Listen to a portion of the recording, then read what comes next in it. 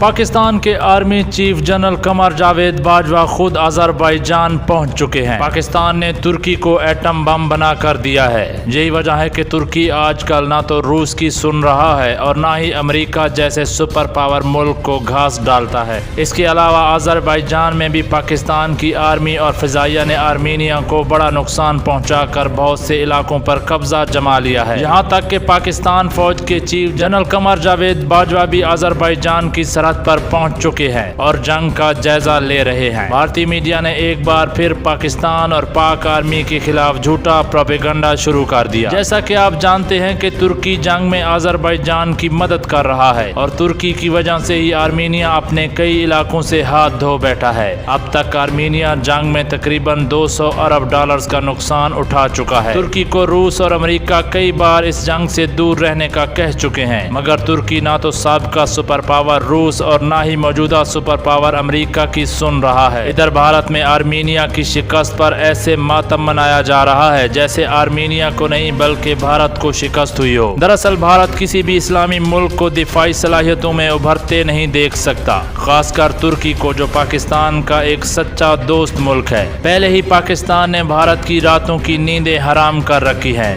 और अब जब तुर्की और पाकिस्तान के ताल्लुकात तारीख की मजबूत तरीन सतह पर हैं तो भारत में मातम का समा है। दरअसल भारत को खौफ लाहक है कि तुर्की और पाकिस्तान मिलकर नागोर्नो कराबाख की तरह मकबूजा कश्मीर भी उनसे छीन लेंगे। इसलिए भारतीय मीडिया सर तोड़ कोशिश कर रहा है कि किसी न किसी तरह पाकिस्तान और तुर्की को आलमी सतह पर तनहा किया जाए और इस मकसद को पाए तकमील तक पहुँचाने के लिए भारतीय मीडिया इन दोनों इस्लामी ममालिक के खिलाफ झूठा प्रोपेगेंडा कर रहा है और प्रोपेगेंडा भी ऐसा कि जिस पर यकीन करना नामुमकिन है। इस बार तो भारतीय मीडिया ने ये तक दावा कर दिया है कि Pakistan army chief general Bajwa खुद अजरबैजान में मौजूद है और अपनी फौज का हौसला बढ़ाने के लिए आर्मी चीफ बाजवा खुद अजरबैजान की सरहद पर पहुंच चुका है। इसके अलावा भारतीय मीडिया ये भी दावा कर रहा है कि तुर्की ने पाकिस्तान की मदद से एटम बम बना लिया है और अजरबैजान में चीन और पाकिस्तान मिलकर फौज को असलहा मुहैया कर रहे हैं। यही वजह है कि 22 दिन गुजरने के बाद भी अजरबैजान की फौज के पास असलहा खत्म नहीं हुआ। आइए आपको भारतीय मीडिया का वो क्लिप सुनाते हैं। मानने के लिए तैयार है,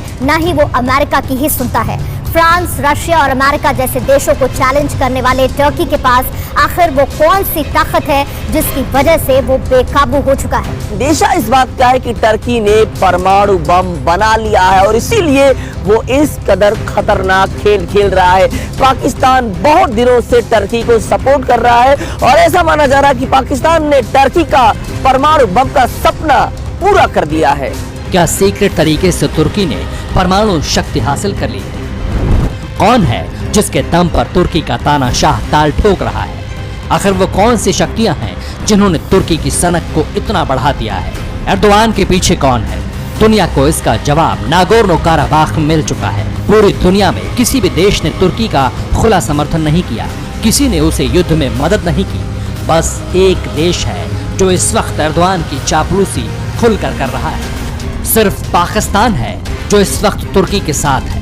पाकिस्तान भी तुर्की के साथ अजरबैजान की मदद कर रहा है। नागोर्नो काराबाख में पाकिस्तान की सेना और वायुसेना दोनों तैनात हैं। रिपोर्ट्स के मुताबिक पाकिस्तान ही तुर्की की असली पावर बैंक है, यानी पाकिस्तान की वजह से ही तुर्की इस हाल में पहुंचा है कि वो रूस और अमेरिका को सीधी चुनौती देने की हिम्मत कर पा रहा है। सुनकर आपको हैरानी हो रही होगी, पाकिस्तान जैसा फिसड्डी देश आखिर तुर्की को क्या दे सकता है? जवाब है एटम बम।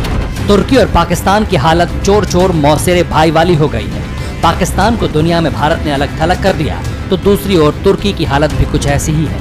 अब ये दोनों देश एक साथ हो चुके हैं और इस्लाम के नाम पर एक नया गुट बनाने की कोशिश में।